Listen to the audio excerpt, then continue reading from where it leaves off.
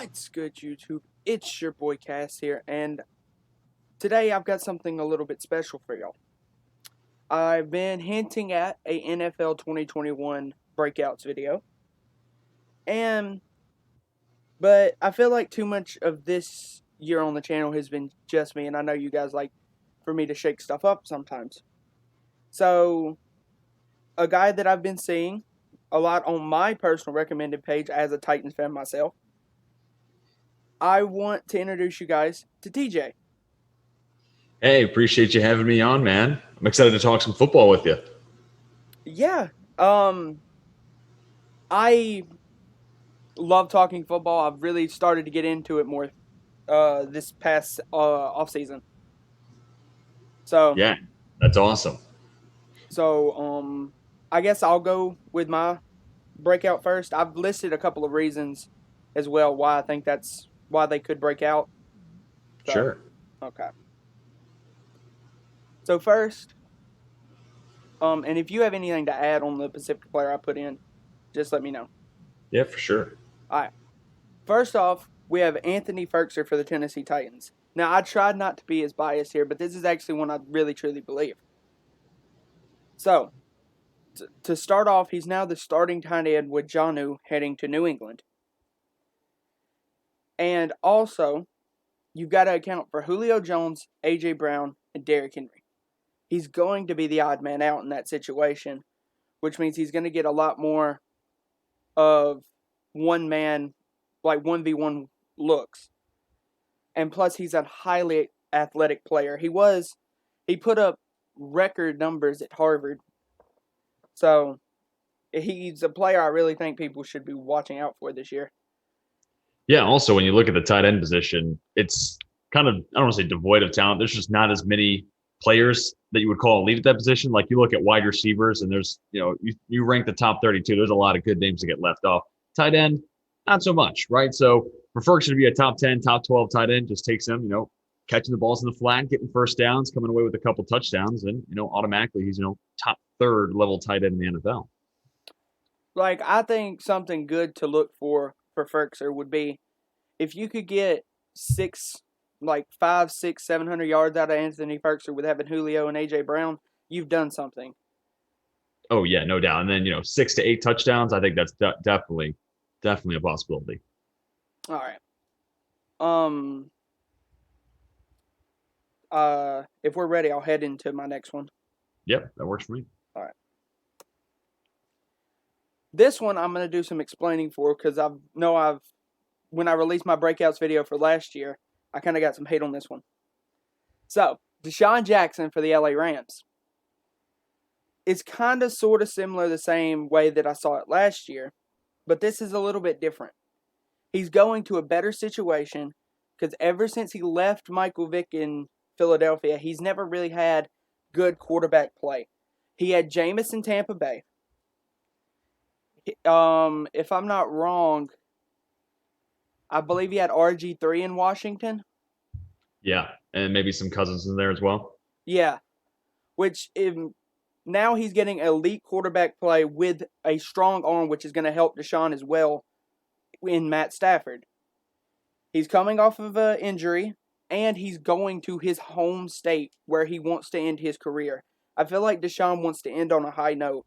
And with that LA Rams offense, with Cooper Kupp and Robert Woods, and now bringing in Tutu Atwell from Louisville, I believe he's really going to be the odd man out and really going to be able to snack up at least at least 6, 7, 800 yards and a couple of touchdowns.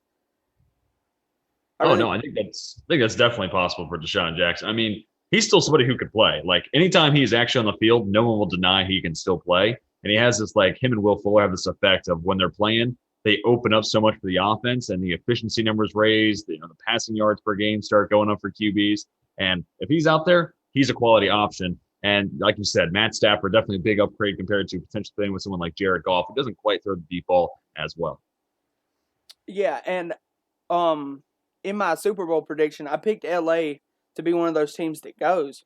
And the reason I did that is because how explosive their offense could be with Matt Stafford, Cooper Kupp, Robert Woods, and especially Cam Akers if he Yeah. can take the next step this year. That could be a really explosive offense.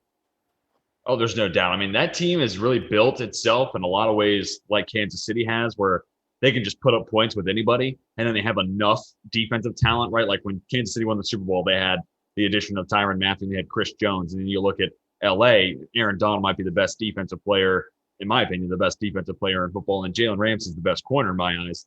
Those are two guys who make plays, and then with an offense that'll put up points, that's a recipe to come away with the Lombardi. Yeah, no doubt, no doubt. One of the most elite defenses. If the offense can stay on track and Stafford could, because everybody's always looked at Stafford as below a top 10 guy. I think he has top 10 talent. He just wasn't in the situation to succeed. Yeah, I think right now I did QB rankings on my channel. I think 10 to 12. He was in that neighborhood, maybe 11 or something like that. Right around that, Kirk Cousins, Matt Ryan, where I think you can win a Super Bowl. You just need help. And hey, Stafford's got plenty of help in LA. Oh, yeah. All right, so we're going to go ahead and go to the next one, which is for the LA Chargers, is Justin Herbert. Okay. So I know he kind of blew up last year, but I'm talking about different level this year. No, as I was looking at the rosters making this video, I couldn't find one singular weakness for the LA Chargers. Like the Rams we were just talking about, they kind of have a weakness on the defensive. I mean, not the interior of the defensive line, which I know Donald kind of plays more inside outside, but I'm talking about towards more of the line where he's not at. Like on the defensive front, they really don't have help with Donald because Brockers Yeah. has been injured for a couple of he was injured a little bit last year, and I just don't think that Brockers could play at that elite level anymore. But with Yeah, what I'm he's out in Detroit now, too. So, yeah, you're looking at a big void there. oh yeah, because he did go to Detroit. Mm-hmm. So now that Justin Herbert, what I'm talking about the Chargers is looking at their roster. I can't see one individual weakness. And plus they're coming back with their defense healthy. You get Derwin James back. You get players like that, and they went out to try to improve the secondary. Plus you get your running back in Austin Eckler. I think Justin Herbert could be a sleeper for MVP conversation next year with the LA Chargers. Yeah, I mean, they did a great job retooling that offensive line, right? You sign Corey Linsley, you bring in Matt Filer, who's league average guy, but an upgrade nonetheless. And then Rashawn Slater falls in your lap at 13. That's all great work. You talk about the defense, you add Brandon Staley as your head coach. That goes a long way. Asante Samuel Jr., one of my favorite picks in the second round. And then you look at the wide receiver core, too, for Herbert. Keenan Allen gets it done on the inside and the out. Mike Williams, I know, has been a little up and down. He battles a lot of injuries, but when he's out there, he's a solid wide receiver. And then Josh Palmer is someone I'm a big fan of. And I think if he's your wide receiver 3, you're doing something right. And then additionally, as you mentioned, Austin Eckler being back, if he can stay healthy, he's one of the best pass catching running backs in football. That's obviously going to bode well for Herbert. I know and a lot of times we also see QBs make that year 2 leap, right? That's when Lamar won his MVP. And I think that's definitely in the cards for Herbert. I was huge fan of Palmer coming out of Tennessee. I think he was looked on very differently from the other receivers in the draft because and I think it's kind of similar with the Dez Fitzpatrick stuff. If you're familiar with him, he was taken by Tennessee.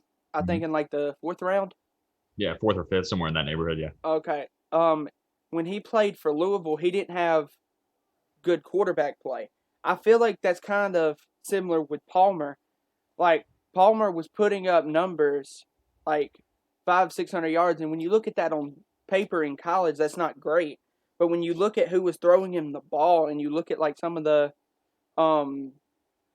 season clips, the throws aren't great. He's really having to reach out for the ball and make efforts to make sure those catches come through. So I think having Josh Palmer as your number 3, and eventually because Keenan's getting up there in age, he's not, and hopefully he stays at the Chargers for the rest of his career. I couldn't see Keenan going anywhere else. Yeah, that'd be a little weird sight. But what I'm I could imagine seeing Palmer grow up to be that, like, at number 2 or number 1, depending on how Mike works out. Oh, for sure. When you look at Palmer, like the traits are there. Yeah, he had bad QB play at Tennessee, but he's physical, knows how to win at the catch point, good route runner. In a lot of ways, kind of like a baby Jamar Chase, has a lot of those similar skill sets, just doesn't not to an elite level, at least not yet. And yeah, you go from Tennessee where you're playing with lackluster QB play to inheriting the guy who has top 5 QB potential in the NFL with Justin Herbert. That definitely bodes well for Palmer and his future. No doubt. All right, this next one is N'Keal Harry. Now, I'm going to do a little explaining on this one too. I think that the opportunity of him succeeding more is if he is traded. Because I would like one trade that is being talked about right now with N'Keal Harry, and that's the trade to New Orleans. Mm. Because I think you pair N'Keal Harry with Michael Thomas, and you give Jameis Winston a few more. Because that's me assuming Jameis is going to be the starter. Sure, yeah. But if you give Jameis those options, we've seen what he can do with multiple receivers in Tampa Bay. A lot of people like to talk about the 30 interceptions. He still threw for 5,000 yards that year. He put up stats. He just didn't put up a lot of correct stats in certain areas. Now, N'Keal Harry, he's not a number 1 receiver at this point. He needs to improve his game. But I've been seeing from like little release videos that I've been seeing on Twitter, he's really been working on to improve his hands, because that was a big problem from him coming out of Arizona State. I do believe he came out of Arizona State. Yeah. Yep. And he's a huge red zone. He's a huge red zone threat. Yeah, and I mean, especially if you talk about N'Keal going to New Orleans, I really like that idea, specifically learning from Michael Thomas, who has emerged to, I know he gets a lot of hate and he's called slant boy and whatnot. I get it. But additionally, he's a guy who's a crisp route runner, doesn't drop the football, and holds the NFL single season receptions, record. You're doing something right if you have that with your name next to it. And that's a great learning opportunity for N'Keal Harry. When he got to New England, there's not really a guy with a close to similar skill set. Sure, I guess they still had Edelman there, but I don't know if N'Keal Harry is someone who's trying to learn off of Julian Edelman, just given how different wide receivers they are. But if he does go to New Orleans, you have him, Michael Thomas, Adam Troutman, I think, is in for a big year. That's a lot of red zone threats. And those are all weapons that, like you said, Jameis Winston will definitely take advantage of. No doubt. And another thing, I like the comparison with Michael Thomas as well. Because Michael Thomas, when the Saints first drafted him, I believe they drafted him in the 2nd round, he wasn't looked at coming out of Ohio State as being a top receiver. And neither was N'Keal Harry. N'Keal Harry was taken by New England, and a lot of people, because I do believe they ended up passing up on somebody when they took him. Yeah. I can't call that off name, but yeah, I hope N'Keal can either succeed at New England or New Orleans this season. And the New England argument, there's so many more weapons that they brought in this year. Jonnu Smith, Hunter Henry, Kendrick Bourne, as well as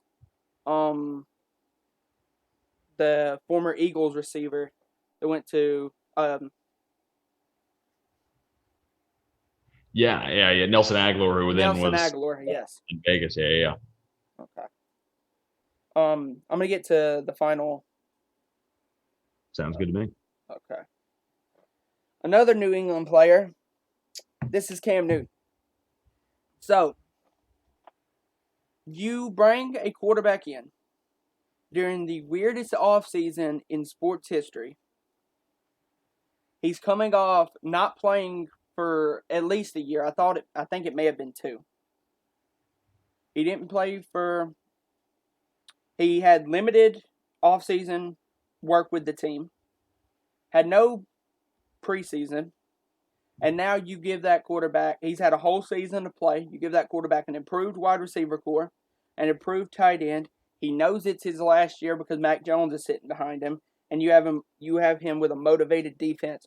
Cam Newton could be a really scary player to watch this season. Yeah, I totally agree with that. And it's interesting to see how he plays with Mac Jones, with one another in camp. I know a lot of clips have been going out on Twitter and whatnot, showing Cam missing throws and Jones hitting throws. But, you can kind of cherry pick any of that. You could do that with just about anybody in any sort of field. And the weapons just weren't there for Cam Newton. We were just talking about N'Keal Harry. He has been a disappointment in New England, and maybe a new setting helps him. And kind of finishing your point, that 2019 draft class, DK Metcalf, Terry McLaurin, second round and third round respective pick. So that was kind of where New England got a lot of heat. And, rightfully so. It didn't work out with Harry. And they're not necessarily an organization that you think of when it comes to developing wide receivers like, Pittsburgh kind of comes to mind. So they built the offense around the tight ends. And that was their big addition this offseason. Jonnu Smith and Hunter Henry, trying to get Cam some good options that he's comfortable with. And you go back to Cam's MVP season, it was a standout season for Greg Olsen. So they're putting pieces in place, a great offensive line. And one of the guys I have on my breakout list, Damien Harris, I think he's in for a big year, and that would also help Cam Newton. All right. So, if I'm not wrong, you actually have some names that you've wrote down for the breakout list, correct? Yes, I have 5 names for you as well. Okay, so I'm going to go back to the big home screen right here, and I'm going to let you take the reins, and I'll give some insight. Yeah, for sure. So we'll go ahead and keep talking about New England Patriots. And we'll talk about Damien Harris. Like, you look at PFF grades if you're into that stuff, and down the stretch last year, it was him and Derrick Henry atop the list. And then Dalvin Cook was obviously towards the top of those names as well. So this is a guy who was getting it done at the end of last year. He has an awesome offensive line in front of you. Bring back Trent Brown, play right tackle. I really like what it's shaping up. Additionally, it does feel like Sony Michel is, day by day becoming more and more likely to become a cut candidate or someone who gets traded. So then the workload's falling even more on Damien Harris. And I did like the 4th round pick of Ramondre Stevenson, but I don't think he's immediately in line to vouch big touches from Harris. And additionally, he's a power back. So when it comes to the goal line, you have Cam Newton, but Harris isn't one of those small backs where you feel worried about if he can get into the end zone, first and goal spots or goal to go situations. Damien Harris is going to come through in those settings. So he's someone I'm trying to get late in fantasy drafts, but overall, I think he is due for a huge season in 2021. Oh, no doubt. And Harris was somebody I actually really enjoyed coming out of the University of Alabama. They just seem to breed backs. Mm-hmm. But well, yeah, no doubt. And then another comparison here. Derrick Henry. Keep in mind, didn't play for 2 years. Now this is not me saying Damien Harris is the next Derrick Henry or anything like that. You're a Titans fan. I'm not trying to ruffle any feathers here, but I'm saying similar to how the Titans let Henry sit back for 2 years, kept the tread on those tires fresh, which is really paying dividends now. That's similar to what New England has done with him being behind Sony Michel and a couple other names, but now it feels like it's his backfield to run. And that was kind of similar to New England kind of had that guy that could come in and play for Harris now, like we did. We had DeMarco that could come in and play for Harris now. That kind of whole experiment ended a little early because DeMarco ended up retiring. But they kind of had that a couple of while they've been trying to build up Harris. They had Michelle. I believe James White's still there. Rex Burkhead just left. So they've had those guys that have been able to let Harris sit back, keep the tread on the tires, and is going to be able. And I don't think it's impossible to say that it's hard to be the next Derek, but it's not impossible to say he could be an elite running back in the league. Yeah, I think at the end of the year, I think we'll all be looking at Damien Harris as like that poor man's version of Derrick Henry, which Derrick Henry is an elite running back. So a poor man version of that is Pro Bowl level, and New England will definitely take that. You want me to move on to my next one? If you have anything else with that, but we can. No, I'm good on Harris if you are. Yeah. Cool. So the next name I want to talk about is K'Lavon Chaisson, and people around my channel know I am expecting a huge year out of K'Lavon Chaisson. And coming out of LSU, he was a freak athlete, and you saw the pass rush potential, but he was still raw despite college production. So it doesn't surprise me that his rookie year was, hit or miss, to put it nicely. But now they hired Joe Cullen to be the new DC. He's coming from Baltimore under that Wink Martindale tree, and Wink Martindale knows how to scheme up pressure better than anybody. And if Joe Cullen does it half as good as Martindale does, that's going to free up opportunities for Chaisson, one, to get free rushes and just in general, but also one-on-one pass sets where he is more athletic than most offensive tackles that he'll go one-on-one against. Additionally, probably more of a 3-4 look to that defense, which I think really plays into his skill set more than a 4-3 hand in the dirt DN. And then you have Josh Allen on the opposite side. So you're not asking Chason to be the guy that defense is focused on. He's really sort of an afterthought compared to how good Josh Allen is, at least as it stands right now. So new defensive look, another year of progression, getting better as a football player, and having Josh Allen on the other side. I think this is a big season for Chason. Yeah, no doubt. And I think he could kind of give light back towards more of that nickname of Saxonville, which they've been trying to build up that defense again. Oh, no doubt about it. Also, I want to make note of the Roy Robertson Harris signing, and I got to be careful with saying this too, but with adding interior pressure, it makes the life easier for those guys on the edge. I mean, again, Roy Robertson Harrison is not this person, but look at Aaron Donald and how he revitalized the career of Dante Fowler Jr. And, Leonard Floyd just got paid big time because they play with Aaron Donald. So obviously Roy Robertson Harris is not Aaron Donald, but he is a lot better than Taven Bryan. And if he can create interior pressure, creates more favorable sets for Chason and Allen alike. And to compare that to another player, I would mark right now that the best two defensive players in the NFL are Aaron Donald and T.J. Watt. That's my personal opinion. Those are the best two players in the NFL. Bud Dupree made an a huge jump when he got to play with T.J. Watt. Sure. But that's more of like a linebacker type thing. But I think it works the same. Is like if you have another really high player playing next to you, rather your position, especially on defense, like say you have two really good corners, they're not going to throw to the better corner. They're going to throw to your side. Right. All right. Yeah, no, and I think playing with Allen only helps Chason get one-on-one chances where he's more likely to win as opposed to getting those double teams. And Dupree to Watt, a good comp, and I think something similar is going to happen in Tennessee this year with Harold Landry and Dupree. So, yeah, definitely, I definitely agree with that. And then also just the new coaching staff, right? Like, things just didn't work out under Doug Marrone after that insane 2017 season. Things just started slowly but surely petering out thereafter. And they won week 1 last year. That was great. But then, obviously the tires came off. So new life in the form of Urban Meyer, bringing that culture in, and hopefully that brings good things in the form for Caleb Von Chason, excuse me. All right. What's your number 3? My third player, and this is another second-year guy. Everyone else here is a second-year player, Jeff Okudah. So coming out of Ohio State, this dude was as polished as it gets. No defensive flags against him his last year with the Buckeyes. That is crazy. And then he goes out there and runs a 4.3. He has an insane 3-cone. Freak athlete to go with super polished tape. He goes top 3, and it feels like a slam dunk. Obviously, last year that didn't work out. He was a little banged up, had some foot injuries, lingered throughout the season. That obviously will play against a cornerback in their game. But also, Matt Patricia just did not work out in Detroit. And a lot of players, after they left the Lions, you started to see them play a lot better football. So overall, not a lot of players had good seasons under Matt Patricia, and that's unfortunate for them. But now that Dan Campbell's coming in the mix, and specifically DC Aaron Glenn, who is the DB coach in New Orleans, worked with Marshawn Lattimore, Marcus Williams, revitalized the career of Janoris Jenkins and Eli Apple, Chauncey Gardner-Johnson, a product of Aaron Glenn, in my opinion. That's a guy who you want to have coaching up your DBs, and someone who's freak athlete, has the polish, and has played at a high level. Now just needs some confidence and some proper coaching. And I think Aaron Glenn will help Jeff Okudah take that leap to where we saw a guy who went in the top 3 for a reason, right? Like this guy could be a legit number 1 shutdown option. And I think maybe not completely shut down option this year, but Aaron Glenn will help Okudah get closer to that goal. And then in a year or two's time, it'll all come to fruition for Okudah. Oh, yeah, because I've been thinking about this for a little while. People really put too much expectations on Okudah. He was looked at as as being able to jump in Detroit and automatically cause massive waves on the defense. And they really needed a player to do that last year after the loss of Darius Slay. I think I said that. Yeah.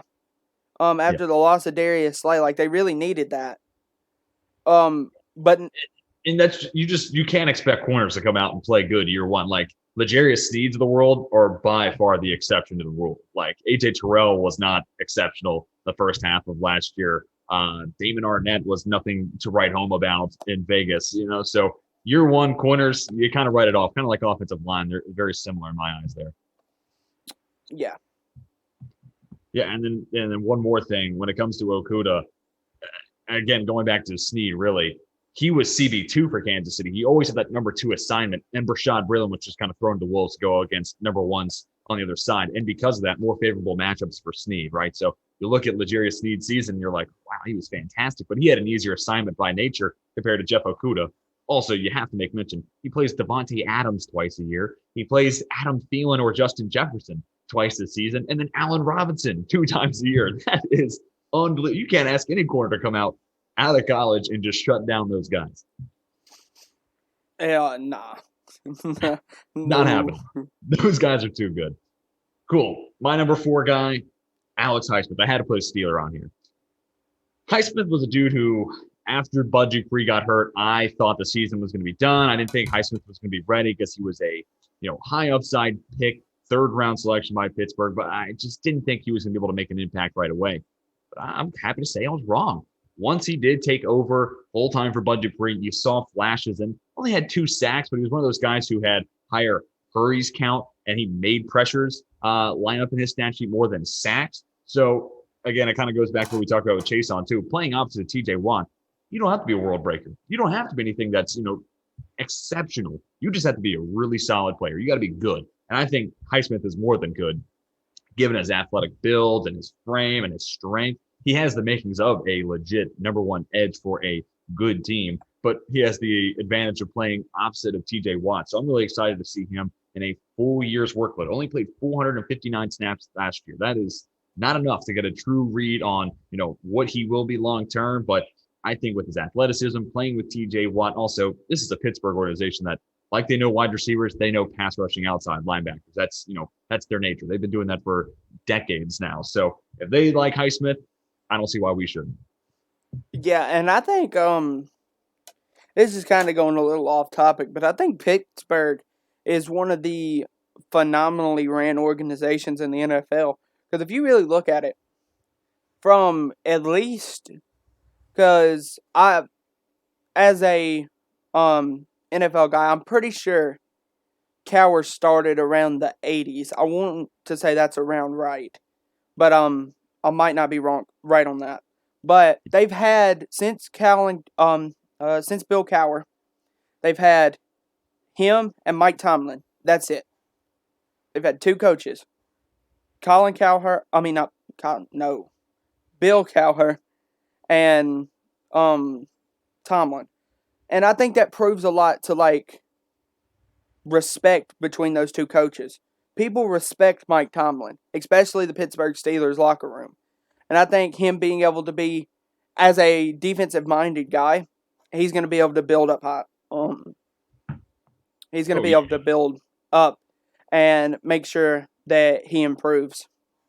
Yeah, for sure. And Cowher got hired in 92, so you weren't far off. But still, you go from Cowher in 92 to 2006 to Tomlin from that year on to the present.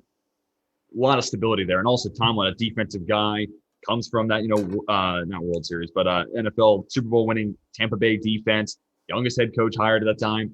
And he's been stable as it gets ever since. And he has a good defensive line, specifically with DBs. That's where he coached up for, Tampa Bay. So ideally, he helps kind of mend some of the wounds we have in our secondary. Obviously, that would bode well for Highsmith and Watt alike, having some, sound coverage there behind them. But that's a guy who knows defensive football players, and it's an organization, to your point. It's stable, and they know what they want, and they have their type. And I think Highsmith is exactly what they're looking for, and I'm excited to see what he does in the first full season as a serious starter.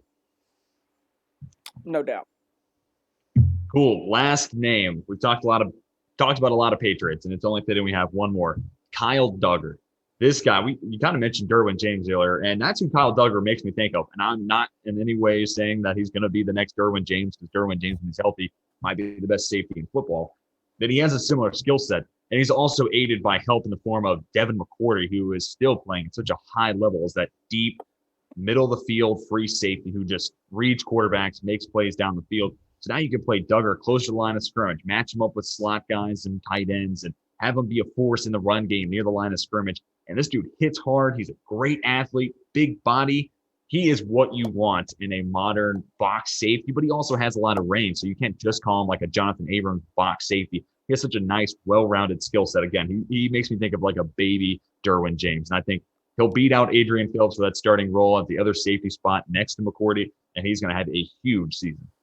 Yeah, and I was sitting here thinking about while you were talking about Adrian Phillips, and that's something I actually really like. And I'm starting to see a lot more teams do that, is where they bring in, like, where they make sure they have, like, 3 safeties that could play at Yeah. any moment. Mm-hmm. Because, like, if, say you could pull Kyle Duggar out and you put Adrian Phillips in. Adrian Phillips is fully healthy, fully rested, while you have DBs, receivers and tight ends that have been running their routes. And now you've got a guy fully healthy that could go against that. I see what you're saying. And also being in the AFC East, Duggar playing strong safety, going up against like slot guys and tight end, more of the tight end side. There's not really a lot of competition. You really think the best tight end in that division is in New England with Henry and Jonnu? For sure. Yeah, I mean, Mike Gesicki, a bit of a tough matchup, but again, Duggar is a freak athlete, so he's at least able to hold his own against someone like Mike Gesicki. And, it's your point about 3 safeties. The 2 teams playing in a Super Bowl last year do it to a T, right? You could talk about Tampa Bay with Antoine Winfield, Jordan Whitefield, or Antoine Winfield Jr., I should say, Jordan Whitehead, and Mike Edwards, but then also Kansas City, right? You have such a versatile player in Tyrann Mathieu. You can play him as a deep safety, and then when you do, you bring Daniel Sorensen off the bench, and he plays near the line of scrimmage in the box. Or when you want to have Honey Badger doing Honey Badger things, creating turnovers near the line of scrimmage and in the box, you bring in Juan Thornhill, who can play deep. And that nice rotation allows you to take a key part of the mix. In Kansas City, it's Tyrann Mathieu. In Tampa Bay, it's Antoine Winfield Jr. And you get to put them in different roles and let them make different types of big impacts on a game. And I think with Phillips, with McCourty, and now with Duggar, New England could start to do something similar.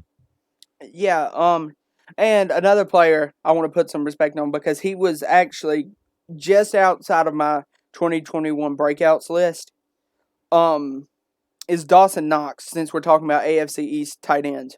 Sure. I'm a huge fan of Knox. It doesn't seem like Buffalo uses him to the correct way that they need to. I think what could really help is after Knox's rookie contract's over, maybe he goes somewhere else, get a new fresh scenery. Mm-hmm. Because it just doesn't seem like Buffalo wants to utilize him. And no, I can definitely see something like that happening for him. And I can't even think about who the New York Jets tight end is. I just want to get out the AFC. Chris Herndon the fourth, a guy I've been waiting on to be relevant, and he just does not want to do it. So yeah. The Patriots legit went out and got 2 tight ends that are the best 2 tight ends in the division. That's crazy. They went out and got Hunter Henry and Jonnu. But I think both of our lists are done, aren't they? Yeah. All right. So guys, if you like this video, remember to hit the like button, subscribe, and I'll be bringing you some more content from the coming days. And don't forget to go check our boy TJ out. Yeah, you can find my channel. It's called Teej, T-E-E-J. Talk a lot of sports there, primarily football. Got a little bit of basketball on the channel too. Love to talk some more sports with you next time. And any viewers that come to my channel, definitely hit that subscribe button. I'd love to have that conversation with you as well. All right. And we are out.